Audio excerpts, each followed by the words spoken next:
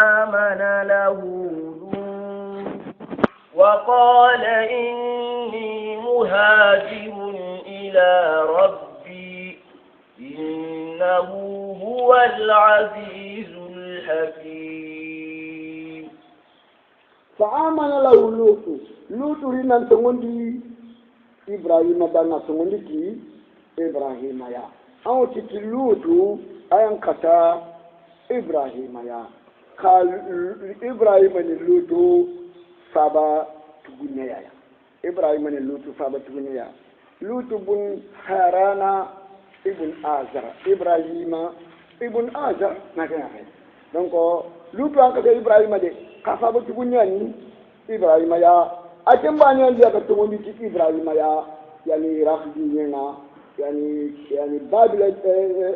dingirana lutu ba ne tugunya ti ibrahima ya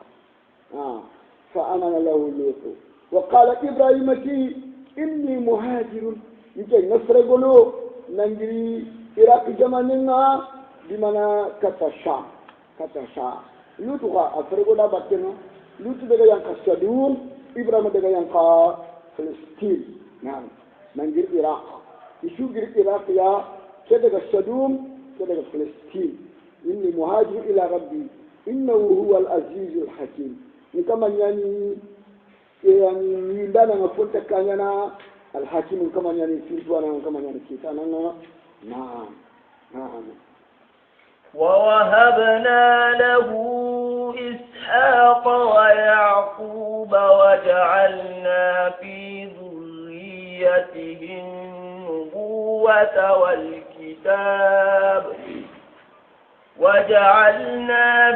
ذريته النبوة والكتاب وآتيناه أجره في الدنيا وإنه في الآخرة لمن الصالحين. إبراهيم لوط أيان قتل إبراهيم كإبراهيم لوط فابت الدنيا إبراهيم أيان قتل لوطوا نتيجة إبراهيم نبي ورسول إبراهيم قد أولو العزم كان قد أم قتل لوطوا ما كان إبراهيم أم قتل لوطوا ووهبنا له إسحاق والإسحاق كني إبراهيم يا ويعقوب أبو يعقوب أنا نفاق دي أتفكندو أنا سمعنا إسحاق أخوان من يعقوب يا أي كوي إسحاق من يعني يعقوب ووهبنا له إسحاق ويعقوب وجعلنا في ذريته النبوة والكتاب إبراهيم بنتموكو النبي من بديا كتاب ينككتيا ibrahima boncho nguku annabi nyimmu mbadiya kitabu yanka katiya natuti ishaqare menyani yaqub atoni israel bani israel ganguku annabi nyinga de mbadiya ya ngi kitabu kanka katiya ma kenya te tawreta yanka katoko bani israel gangu injil ka kundunyani ka qur'ani yanka katoko qur'ani yanka muhammadu babu isma'ila ya إسماعيل أصابنكو إبراهيم ما كيابه دونك كتابه ينقطع إبراهيم بونشون ويا النبي من بديها محمد بقول إسماعيل يا يعني محمد ني العرب المستعربة يعني إسماعيل المستعربة ليس بالعرب العروبة مستعرب يعني عربي في العربي كان نيامو بوتا أقولنا عربي دونك محمد بقول إسماعيل يا أما كتابه في أنقيا زبور توراة إنجيل قرآن كل شيء كتا إبراهيم بونشون قوا يعني شرو بنيجا رئيس إبراهيم صلى يعني كنا النبي من كتابه في أنقيا وأتيناه أجره إبراهيم ودا تبادين كني في الدنيا دون نقطة ودا إبراهيم تبادين كني جل الدنيا نقطة كنا من kigandem postre wadanya ibrahima danga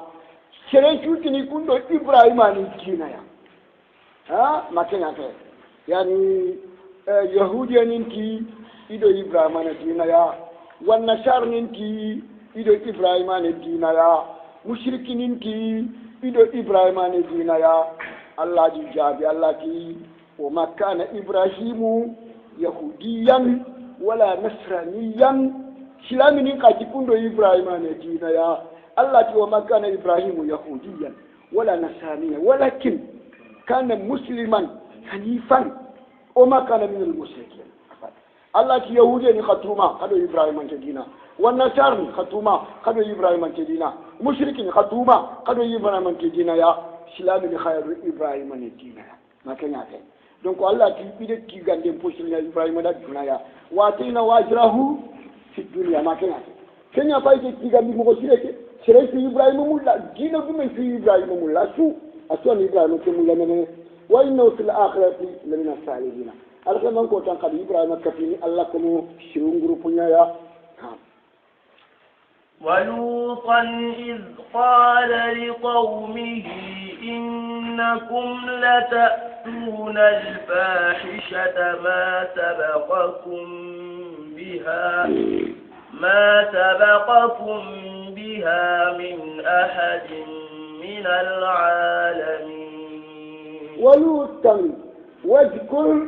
لوطا أن لوط غافي شنكرا أنه متولنا يا محمد ولا وأرسلنا لوطا وده لوط خلقتا شدوم دونكونو شدوم دليل تونغني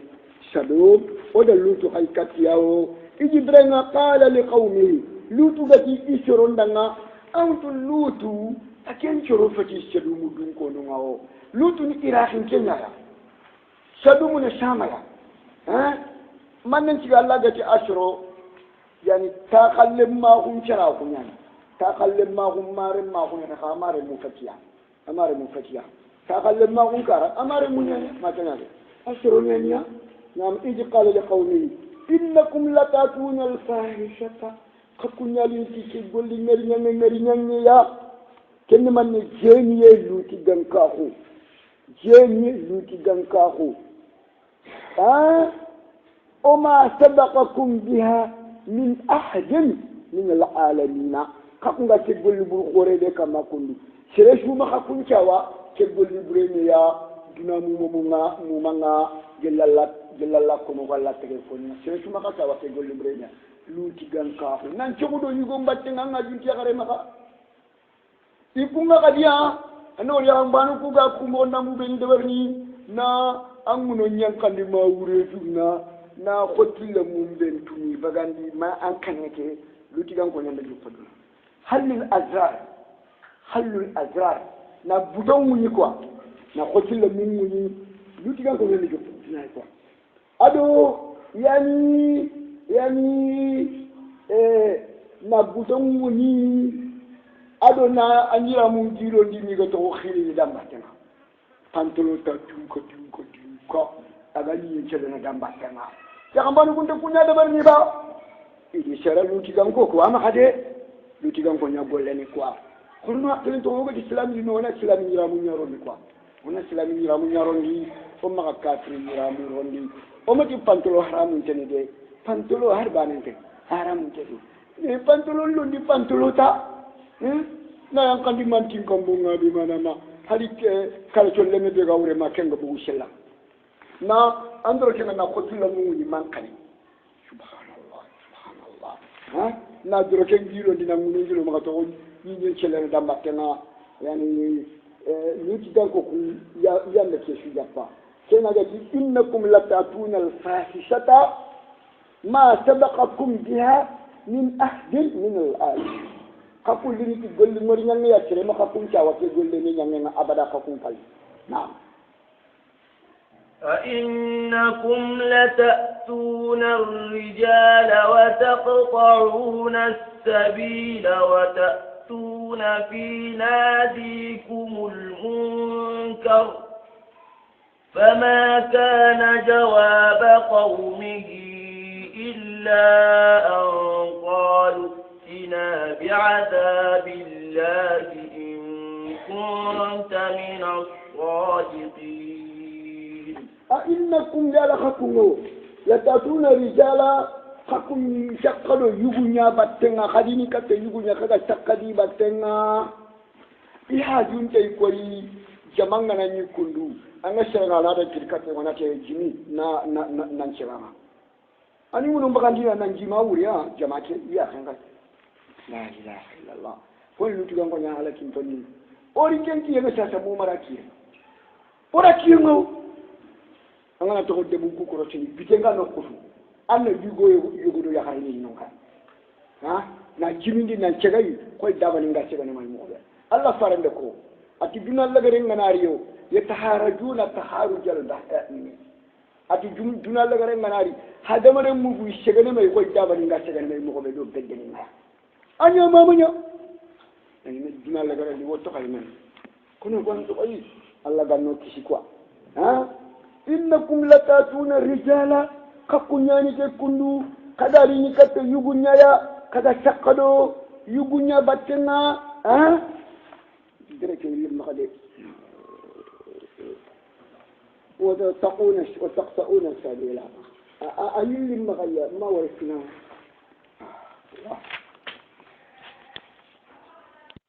rijala wa taquna sabila igol la nyana ken kay khati itelagamu shrobe ni do yokunga gilli gundu ndabu ngay digare ni koy na telagamu ni kilema ini yokungushia ni raje jonko li fede nan kane ni bushia taqtauna yani qutau tariq kil kutano kil magtaqalo igol nyani ken khaya naam watatuna fi nadikum al munkara qadman nuqu nadi menyi nuqu botu nuqu kawri fi khonin tonga kameni nuqu khabatu nuqu yeddigan khonin ton kongo ye golli khonin ton de barni iwo fankan jambene awani shirode kana dangini iwo ina kana igi torono iwo gullam tikenia kusura burni lotigan ko iwo jihadi gungalle mi ya game takini serebe kalle ngana ni dina to kharnu mi to fankan jambeni ga kharnu ga lukene wolina sellingam mo laga ni jamba me ya ikunya ke golli bure su da barni an din ku da barni da bu ko ronga o ida utu yama sida kesti ko ni ke suutu lotigan ko ko ma lotigan ko ko wonna yani يوكلون كتلو سرون كان بالقتل نكري والنهب ألو لنابرو وشيا يقول لنا الكشوا إنكم لتأتون الرجال وتخطئون السبيل وتأتون في نادكم المنكر فما كان جواب قومه لو تقدر سرون كواني تكو دقامو يا سرون كجاب لنا لو تدام من إلا أن قالوا ماذا تأجتي إيتنا بأجاب الله إن كنت من الصادقين he anga na kate be kongo alla ya na kate na vita iketa ba anke ke ngobo buru ya ndu ikina bi ajabillah ni kato iki alla na kate ngade in kunta min as-sadiqin yali tongo ngela ijabi ndenya kia intahu bone ngari ya na kate ngari nyo intahu ina diguta nam قال رب انصرني على القوم المفسدين أنا بني ديكو نبي الله لوتو adalla nyaga atrabbi surni en kama anga ninde ma ketade alal qawmi shurun kama al mufsidina golli burnya ngano gani senga bonanto yemmu ganya nam ولما جاءت رسلنا إبراهيم بالبشرى قالوا إنا مهلكوا أهل هذه القرية إن أهلها كانوا ظالمين ولما جاءت رسلنا إبراهيم بينا أفارون غريكتا إبراهيم يعني أفارون غريكتا نبي الله إبراهيم أيا غني ملايكا نو جبريل ميكائيل إسرافيل إسروسيكي الله دي خاي كات لوتو دي بنيا خاي إكي لندغ بوغو إبراهيم خاكا مايا إذا كات إبراهيم يا بالبشرى يبغو إبراهيم كنا الله نمشي وشيا نانتا يرني كتانا غان إسحاق اللي كره يا خاي قاسي كوندو كنا دي يرني ساراندغا غان إسحاق نعم نالي إبراهيم نمشي وشيا قالوا إذا إبراهيم دنا إنا مهلكو أهل هذه القرية يتكدد كندو وفاكل لكدد يا حلكي هذا اللوت قادر يشدوم وفاكل يكون يا حلكي إن أهلها كانوا ظالمين ناتيو تشدوم الدبيك شرونا inya to nyunda nga tigolli burnya nga luti ganka hondo jeni ndo xenne ha ado golle xonin to be diga xonin ton ko ne nani to ori kenya o bugu tanke ngata na lankuni nan mini suwata nan tanga le cire kitana le nyugo kitana atonya ni ishaq na قال إن فيها لوطا قالوا نحن أعلم بمن فيها لننجينه وأهله إلا امرأته كانت من الغابرين. قال نبي الله إبراهيم أتم ملائكة لنا قد للشدوم الدبين دون كونوا حلقي با إتيو أتي إيه خايد به حلقني كمو في المؤمنين غايبا إتي أي خايد به حلقني كمو مؤمنين غايبا إتي أي خايد به حلقني كم نغت مؤمنين غايبا إتي أي خايد به حلقني يعني مؤمنين في اللي غايبا إتي أي خايد به حلقني مؤمنين باني غايبا إتي أي خبتي خايد به حلقني إن فيها لوطا لوط يدبي كان مؤمنين النبي يمنان قالوا إن فيها لوطا أتي لوط سلموا دبل نغمة قالوا نحن أعلم بمن فيها تو قوانتو سربي قد دبي قواني كنتو نانقطان يا إبراهيم وقواني كنتو قد نانقطان كنو نعم نحن أعلم بمن فيها لننجينه وأهله والله لوط دي دونكو ونكون كيسينياو حالتي ينتنيانكم فوفنتكم كيسان wani kun kishina gaben ga halaki mugo muni ben ga debe kin walla kun kishina adi kishi mugo suwa fangen ga giri adi gam ko nga yani nabi lai hud ko mo na ati seriyan to ngondi tay i halaki ay ma halaki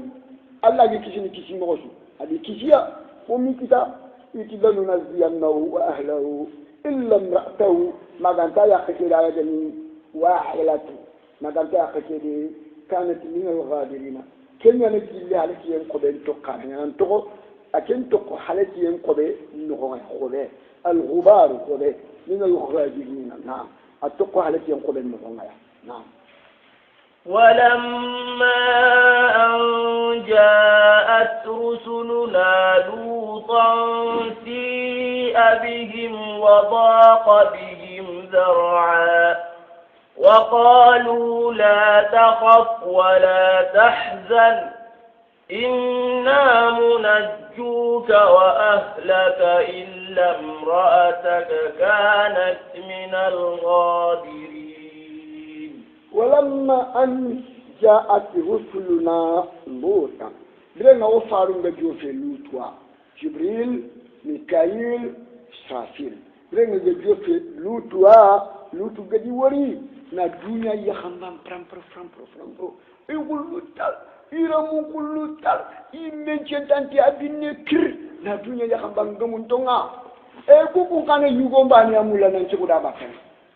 e kun kada ga dunya ku ya khambam gamun to ikundu lutu suno ti faru kuriyengo si abizim lutu suno ti faru kuriyenga wada makenya fe si adi wada qadim dara shondo nembito shondo neliri kwa kudo aitu shoroku gana kuriyen tuta mosibo nyangili ke kama ikoni ikene bone nyaki ni mosibo nyaki tana bai tin ci fitene ga musudi batanga kenna ga suno a shondo mengaleri adiji mengal bitte na liyo si adi wadaqa bihim zara askatu yani qur'an no nga wadaqa bihim zara na wa qalu malaika nuku itilutu danga la takhafe makakalu wala tahzan makasunu tokuriyengo inna munazzuka ukunan kisinda nanyaya wa ahlaka anda ankore andin kon wanan dan koreke wanan di kisin yawo illa imra'ataka magantanya takede kanat cenke nganyana min al-khabirin jil halakiyen qoben tokkanonya amana ken tokko halakiyen qoben no ngana bawo kafi ya kharanya afa annabi yimme nyani khayaqin kafi annabi yimme nyani khifari nyani khayaqin kafi ya nuhu annabi yimme nyani khifari nyani ulul azmi nyani na ayaqin daremme kafir nyani sere Allah ti sere kan Allah ni kan dana ma kenya do annabi nyimme khefare mun la ajmi kenya kan dare men nanya kafi annabi nyimme yakana nya kafi ha yani idonan kisimi andan korentu kanya ka jeje kenken tokko halaki en kobe no ngaya na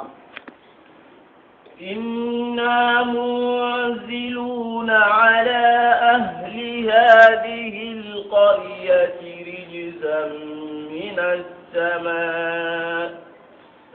رجزا من السماء بما كانوا يفسقون إتلوت لنا إن أكو منزلون أهل هذه القرية وكون ينقندانو نيايا على أهل هذه القرية كدب الدنكو كما ونما ينقندني كما رجزا ينقاتل ينفوقته وكو ينقندانو نيانوا كدب الدنكو كما ينقاتل ينفوقته من السماء بك كمنا بما كانوا يفسقون بسبب فسوقهم كيف تغاهم سببنا yang kata yang kota yang kami kerja berdungkon kamaria. Nam, ini debe, yang kita debut amilo filo, yang kita debut nyari, yang dijual di kampung Pulau Sure. Nah, sudah kota bakal nyanga, kinang kampi segani nang kampi, makam pada panam malaikat nungga, inanindo, isugundo, ijogondo, iferindo sini, iselmu kasakan namu. Ala ada bisini, kia, ada ini lah ikama. Iga yang kan iga bagu kuba iri lepi no ngata dai su lepi ro na suka no nya fange no ina tino na bahru lot famili akase tinyi maga o defange ke wori ka setinga bahru lot famili bini kir serenda jimini serenda wankli abine yana kiratini ke Allahu akbar inna munziluna على أهل هذه القرية رجزا من السماء بما كانوا يفسقون بسبب ما كانوا يفسقون نعم بسبب فسوقهم نعم ولقد تركنا منها آية بينة لقوم يعقلون يراني سمنها أتوا سمنوا بانه ولقد تركنا منها آية ولتابوا من تخورته sadumu no kunga taguman choko kenne manna ga ni bahru lutu faneke wada ken to taguman choko bajina tan abandan ke li qawmi shurundanga ya aqiluna aqlan to ganya iganani dilli di mana makka ya makka ngana jili makka igatel le sham wadangi kinonga isilanga baka faneke ya henai kwa igna gilli shamana lima ka kadi yo dangi fanhe kama kadi yiwani ya khana ya Allah ti ta ko man ci ko re to kono nga soronda nga hakla to gani na wa ila madyana aqahum sha'iba فقال يا قوم اعبدوا الله وارجوا اليوم الآخر ولا تعثوا في الأرض مفسدين أمنا وشعيبا وأرسلنا شعيبا وده شعيب خيي إلى مدينة كرة مدينة كويا أخاهم يا خنياني أني باو مدينة كنياني يا خنياني إفاباني إكسماني إجداني إرناني وده كرة مدينة كويا فقال شعيب يا قوم يا إنشروا اعبدوا الله قد الله باني بوتو كما قتل لي كفلا ورجوا اليوم الآخرة خان كانوا قوتا لغرين لين كان يدي خانا نقول ني سالا قوتا لغرين غارين خان كان ريين كان خانا جيبي ونان تارين انت مانكنو ولا تاهو كما قبنون دي دي في الارض ينغنا مفسدين حال كونكم مفسدين بنون دانو كان يفسد قدي ننتي ولا تاهو كما قتري في الارض ينغنا مفسدين بنون دانو كان خيا يوكرنا كما قبنون دي يوكرنا كما قتري أولي بنون دنيا ما كان يعرف يا جيجلو ما دودو فعاشوا في الأرض إذا ناري بنون دنيا يعني كانوا هنا نسرين قبل كريا جيجلو ما دودو يعني إخشان رياض الفالحين نعم ولا تاهوا كما قبنون دي في الأرض ينهونا مفسدين حال كونكم مفسدين بولون دانو غني خيا نعم فكذبوه فأخذتهم الرجفة فأصبحوا في دارهم جاثمين فكذبوه مدينانكو إذن نبي الله شعيب رغا إذا غاراندي فأخذناهم ودي رغا يانغان قطا فأخذتهم الرجفة جميل خارو إكمايا يعني ولا رجفة ينشر عليك يا قوة فأخذتهم الرجفة ينشر عليك يا فأصبحوا لغري جاثمين نانيا تسانو يا في دار إكالي نهونا إتوشي يقولون كما إكالي نهونا نانكرا سونا موتيا سونا تاي إكالي نهونا إتوشي يقولون كما إكالي نموتي نانتاي نانشاي نعم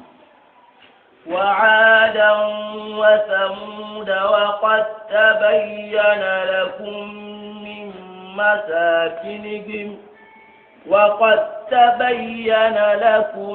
من مساكنهم وزين لهم الشيطان أعمالهم فصدهم عن السبيل وكانوا مستبشرين وعادا واذكر عادا والثمود عاد كان كوندو ثمود كانكو أن فوها خبارينكو أنو متونندنا عاد كانكو يعني بالأحقاف يتاخنو كنياتوني الأحقاف وهي قرية من حضرموت باليمن الأحقاف قرية يعني قرية من حضرموت باليمن اليمن نقيا الأحقاف وثمود أدو ثمود كانكو قوم صالح في الهجر أصحاب الهجر نعم عادا وثمود وقد تبين لكم من مساكنهم يعني adi ganko ndo semudu ganko itahuno kumbangan ten hakkum makkanko dangawo itahuno kuni ibanga don kada ngawo khaydangi nyo kada na itelle shama khawdangi ni kamaya wajayyana lahum shaytanu a'malahum igada ay gallam kute kede ya yani adi ganko ndo semudu ganko kuda nabilla hudu garani kuda nabilla salu garani na nyogo na nabilla salu nyogo melaga nakari يعني شيطان بيكون قول لنا بني يمدي كانوا فصدهم شيطان خصيصا جندي عن السبيل بكتل تلامونتنا عن سبيل الهدى والحق والتوحيد أدي شغال بكتل لمبو تلامونتنا وكانوا مستبشرين في مغفل حق أنتم خالي خالي مستبشرين يعني جل البشائر أقلاء حق أنتم يعني متمكنين من التبديل عشان غورن خاني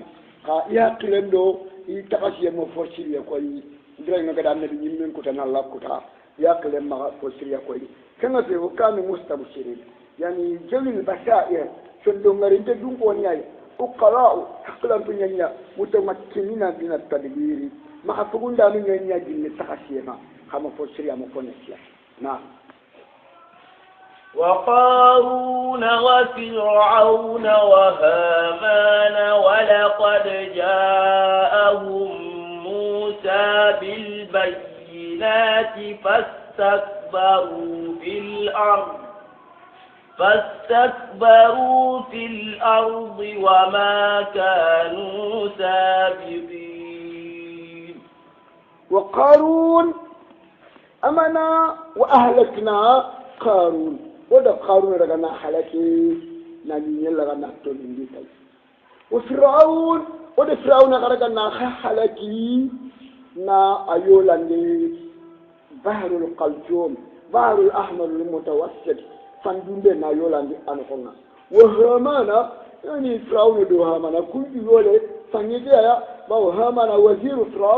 فرعون وزير يعني هامان يا فرعون غكرنا كوبي اخكرنا يا aga kara mogobe hamana kara ken kara mogoya yo wala qad ja'ahum musa bil bayyinat musa ri katiyati dalile min po bangantonga yani fastakbaru idundrahu ibra tokkini do musa batkena fil ardi misra ni nonga wama kanu sadiqina إخاكن لن توفرني كنكي إلى أن توكاني كنكي وما كانوا سابقين إلى أن توفرني إلى أن تويانن قتين فرني إلى أن توكاني سابقين نو ساوا أما نو فريكو إلى أن توفرني إلى أن توكاني نعم. فكلا أخذنا بذنبه فمنهم من أرسلنا عليه حاصبا ومنهم من أخذته الصيحة ومنهم من خسفنا به الأرض ومنهم ومنهم من أغرقنا وما كان الله ليظلمهم ولكن كانوا أنفسهم يظلمون. نعم. فكلا بان شجاي جلكو كافرين نونيا جلكو كافرين جمانا بان شجاي أخذنا بذنبه ودلنا نيان كات تنجنوب نيان مخنيا ودا نيان كات تنجنوب نيان مخنيا فمنهم من أرسلنا عليه حاسبا يغني ودا كوتينيا يانتنيا خايكاتيا كقوم لوط خوي لوط غانكو الله دا كوتينيا يانتنيا خايكاتيا كوتيا أنا بكوتينيا يانتي لوط غانكو ومنهم من أخذتهم سيئات يغني جبريل ينقارو كون كما كوا جبريل ينقارو إكمايا خوي نبي الله صالح الشرو جبريل ينقارو كون كمايا فأتبه في دارهم الذاكمين ومنهم من خسفنا به الأرض يغني كافرين كسوني يغني ينيا لكنتوني كقارون خوي قارون مغو ومنهم من أغرقنا يغني ولي يولان جفنين نغنا كفرعون وهامان خوي فرعون وهامان وما كان الله ليظلمهم الله نيتونيو الله مبغي أن يهلك مغويده لا الله مبغي الله نيتونيا ولكن كانوا أنفسهم يظلمون إيمن يدرسون تكاتي أخوند المشركة أخوند النفع أخوند بداندو كأخونا أي نبي لبنان أنت أودي كمان ندوان أي خيرني خيرني أقدر جمعنا الذين اتخذوا من دون الله أولياء كمثل العنكبوت اتخذت بيتا وإن أوهن البيوت لبيت العنكبوت لو كانوا يعلمون. مثل الذين اتخذوا من دون الله أولياء مثل الذين اتخذوا أولياء يم مثالنا يم مكان كتونا كوبني قد بيسانون لغا نبيسانون تيجي دعنا من دون الله الله وريا كفيني الله يا نامونني يدودا نبيسانو ويجيفيني بيسناي نلا تجفوني يدودا نبيسانو ويجيفيني بيسناي كفيني الله يا نلا كنتوننا الله ده تعليم كفير فوا أدي كم كان كتو بري ما كان كو إني سالنا هو كمثل العنكبوت أي قسم بميراني ما كان كتونا أي قسم بميراني مثالنا سامبا ميراني تغادت بيتان أدي كم تلقى ندبري إدو دنا يا إليه أجدو كفا سين كمبيا نعم سامبا ميراني كمبي يعني تغادت بيتان وإن أوهن البيوت لبيت العنكبوت أتي كمبون تشوفون لامبونتني سامبا ميراني كمبيا سامبا ميراني كمبيا أي شيء أبا بككي أنت شلون بككي أي كشني مولنا يابا أنت كشني موليا أي كشني كمنا يابا أنت كشني كميا كمني كمبيا كمبيا أنت تطرني نمولي بعنا كمبيا أنت تطرني كمني أنت تطرنا كمبيا أنت تطرني سوي أنت تطرنا كمبيا أنت تطرني فانكي أنت تطرنا كمني كمبيا وإن أوهن البيوت لبيت العنكبوت لو كانوا يعلمون كافر نكون إذا نكنتو كتالي كندو iganne kentu nanti ga golle de kamma ay ko tamba mira nen ko pem mo nga ani duna ko pem tu folam puntenga iganne kentu o lama ashraku billahi wa ghayruhu wallahi ibn yalla tanan kapayo iga batakatina allah na'am law kanu ya'lamuna dhalika lama ashraku billahi ghayruhu لو كانوا يعلمون ذلك لما أشركوا بالله وغيره نعم إن الله يعلم ما يدعون من دونه من شيء وهو العزيز الحكيم إن الله يعلم ما يدعون من دونه من شيء كافر نبغى فوقه batta kafin Allah ya Allah ya tuwo iga foko khili kafin Allah ya tuwo min shari har bucin Allah ya soto awakran yad'una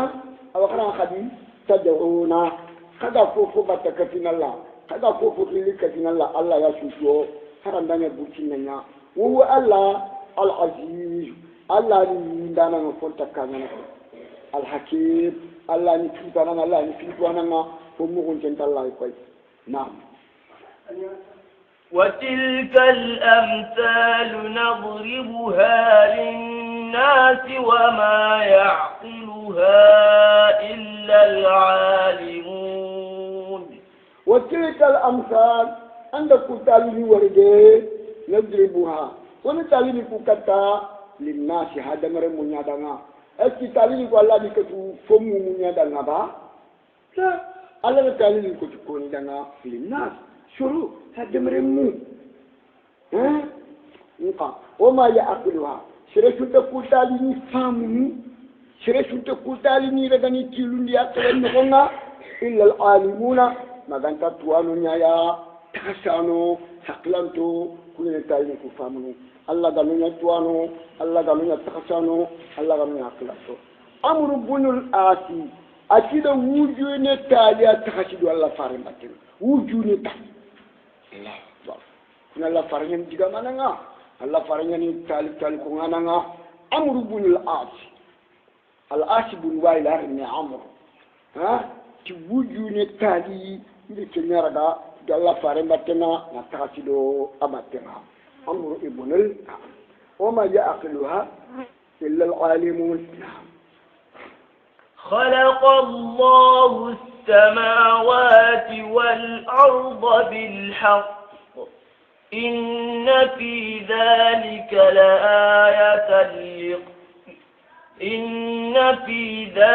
لآية للمؤمنين أمر ابن مرة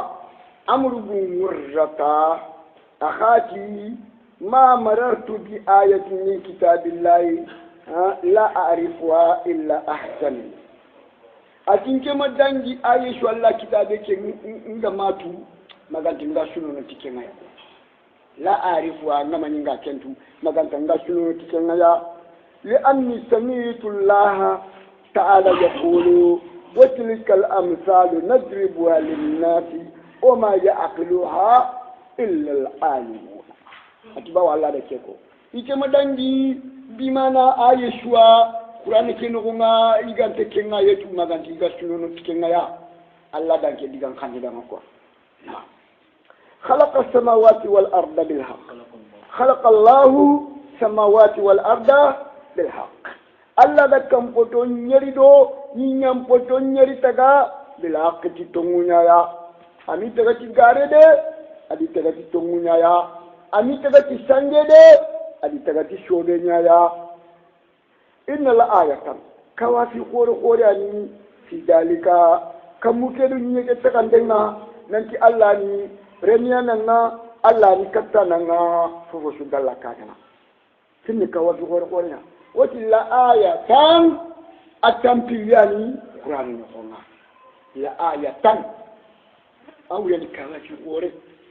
amma la ayati kemulan kawafi gede naam kawafi qora ni de kawafi de tahashiya no koni danna lil mu'mini an mu'mini ya danno la ayatan lil مؤمنين. نعم. خصهم بالذكر لأنهم هم المنتفعون به. الله ده مؤمنين كره يره نانتي للمؤمنين نادوجي آية كوافي أتخشيه أنا مؤمنين أنا فانا وذكر فإن الذكرى تنفع المؤمنين. فينكم كوانجي واجب المؤمنين أنا فانا منافقين أنا ما نفنا منافق كافري مشركي واجب لما نسيرنا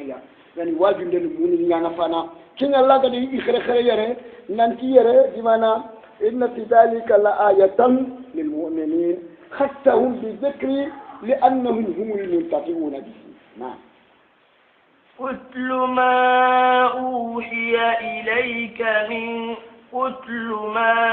أوحي إليك من الكتاب وأقم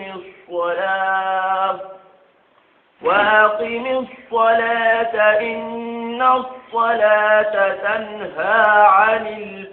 الفحشاء والمنكر ولذكر الله أكبر والله يعلم ما تصنعون. نعم. نعم. أتل ما يا النبي نمي أن فنكرا أن ممتونون كما أن شايبني كما وهي إليك كده هالكتنا يا من الكتاب جل القرآننا أن خرا أن ممتونون دعنا أن خرا أن شايبني دعنا وأقم الصلاة أن النبي نمي أن من الصلاة كني جاده أن الصلاة كني كيمون جاده أن كني بحقتي جاده أن أركونندو يعني أشون نندو أفعل نندو مستعمل أنا سوتيماني كي مغنادة إن الصلاة أنا تنانتي سلة تنهو أي كبانديني أن الفحشاء بكا قولي نرينياني ندبرين كميا الفحشاء قولي نرينياني كالزنا والسرقة جينا نيجيني برانا شروع يا غايابا فيانا نفيني برانا شروع يا غايابا ini kude barni bikenya ya kenya ni Allah gari gari al fahsha'u wal ngarnyangu inyangi nang ngarnyangu ta ni de bari baranya fe kama wal munkar adu golli khoninto na mane kashuru bil qabr komi dolomine adu katakate adu drogu minne kunya na baranya ke nyakama dolomina ngana dolomina tele kabarinya na tahu wadi tolo ni solo nya ngai makena ti karte kata ngana ni kartan kata tahu ni de ngada karta kurta kudo jeni tumbana junuba do minne karte kata do jeni tumbana junuba ka ekiye kumbundi ni aba ya do ko hinanti al munkar salle ana ceren kama na bakko puya kwa ceren de ka salli ni pir salla na nyime anti jeni salla na nyime anti fayin salla na nyime anta karta katini salla na nyime anta dolomini anta drogoni bawo salle ni seren ko ne bakka ku fini yakwa tanawal fasta wal munkar wala zikrullahi allah sin ko ngena akbaru ken ko renyande allah sin ko ngena kat tasbihi wat tahmidi wat takbiri was salati wa qira'ati alquran ku ko renyande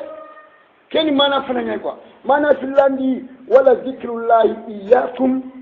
akbar min zikrikum iyyahu kiya sande ni shirin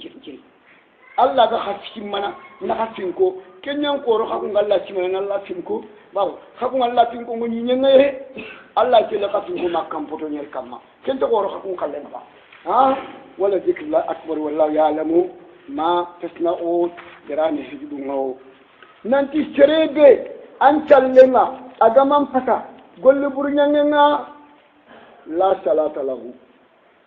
faman lam ta'muru salatuhu bil ma'ruf wa tanahu 'ala al munkar lam yajiduhu bi salati min Allah illa ba'da serebe sallenga man fakaba baka golli burnyangenga an tin challe ganji ni fofu maganta binan tallalla to dakalla ya adiga min adiga min sara no yani nanti yugo gori katalla farenga atalla farenga fulan yusalli bil layli fa iza asba sarqa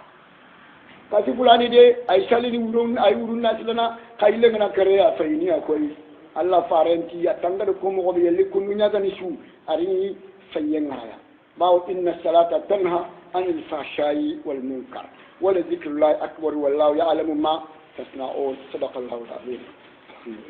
irani hibuna